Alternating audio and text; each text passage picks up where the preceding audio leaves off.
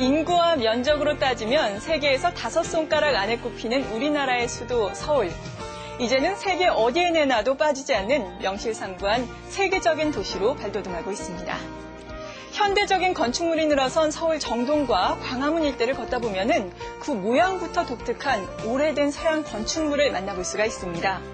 전통 건물과는 모양부터 색다른 이 건물들, 조선 말기부터 대한제국 사이에 격동의 시대에 지어진 것들입니다. 세월의 때가 묻은 이 건물들, 비록 우리 손으로 지은 건 아니지만 근대 이후에 험난하고 어두웠던 역사와 그 맥을 함께하고 있습니다. 홍순민의 옛 서울 돌아보기로 꾸며보고 있는 TV 평생대학. 오늘 이 시간은 이 서양 건축물들이 들어선 이후에 변화한 서울의 모습에 대해서 알려드리겠습니다. 명지대학교의 홍순민 교수 이 자리에 모십니다.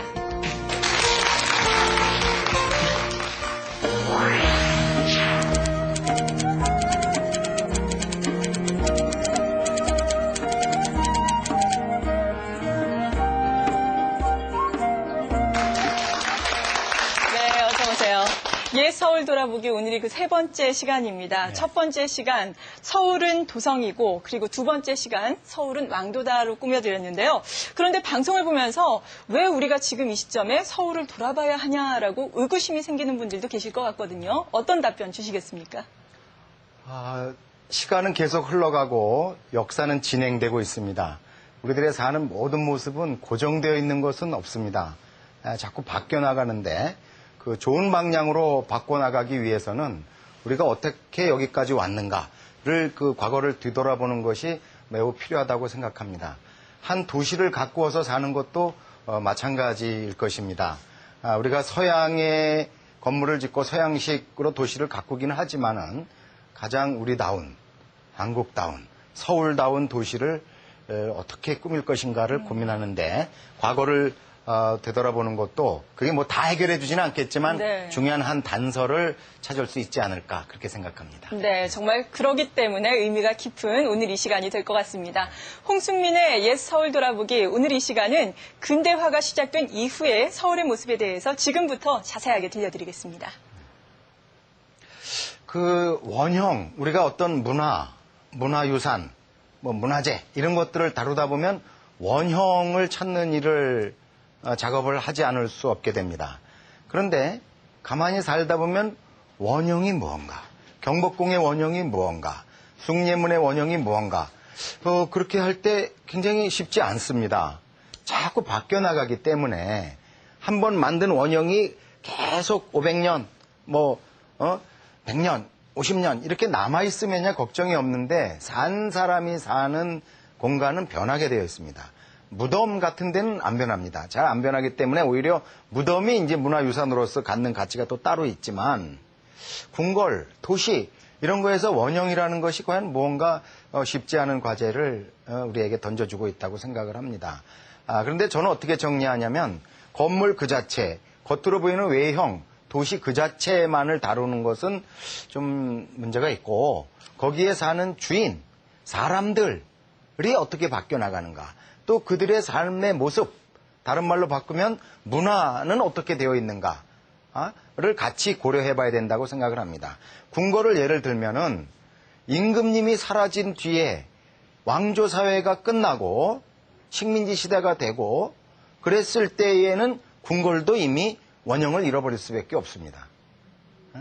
그러니까 적어도 원형을 따지려면 왕이 임금님이 계셔서 임금님으로서 활동할 때까지의 모습은 우리가 원형으로 인정해 줄 수 있습니다. 그때 많이 바뀌었더라도 그분들이 필요해서 바꿨기 때문에 그것은 원형으로 볼 수 있지만 일제시기 들어가서 일제강점기에 일본 사람들이 궁궐을 파괴하고 왜곡하고 우리 역사를 부정하기 위해서 막 바꾸고 새로운 것을 집어넣은 것은 그건 원형이라고 보기는 좀 어렵지 않는가 이런 생각을 저는 하고 있습니다.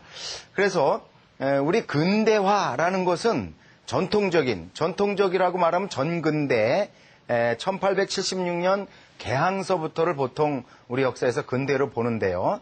그 이전에 살던 모습들이 바뀌어 나가기 시작을 해가더니 그럴 때 가장 중요한 것은 서양에서 직접 들어오거나 중국, 주로는 이제 또 나중에 일본을 통해서 많이 들어온 서양적인 요소들이 아마 우리 역사에서는 새로운 요소로 등장할 것입니다.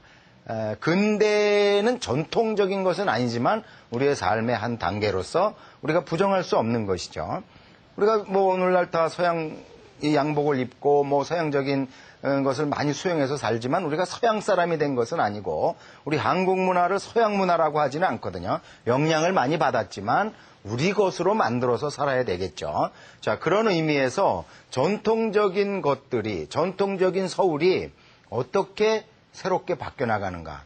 이른바 근대화의 첫 출발은, 첫 모습은 어떻게 이루어졌는가를 우리가 한번 더듬어 보려고 합니다. 우리 자료를 보면서 다시 한번 쭉 더듬어 가도록 하겠습니다. 여러 차례 나오고 있는 수선전도입니다. 다시 한번 보면은 내사산에 도성이 쌓여져 있고 그 안이 본격적인 의미의 좁은 의미의 서울이다. 그랬을 때 궁궐, 경복궁, 창덕궁, 창경궁, 경희궁, 그리고 나중에 경운궁이 등장을 해서 궁궐들이 다섯이 동시에 있었던 것은 아니지만 이렇게 임금님들이 옮겨가면서 살았다. 그런 중에 1897년 러시아 공사관으로 임시 가 계시던 고종임금이 다시 돌아오신 곳이 그러기 위해서 새롭게 급하게 만든 궁궐이 경운궁이다라는 것이고요.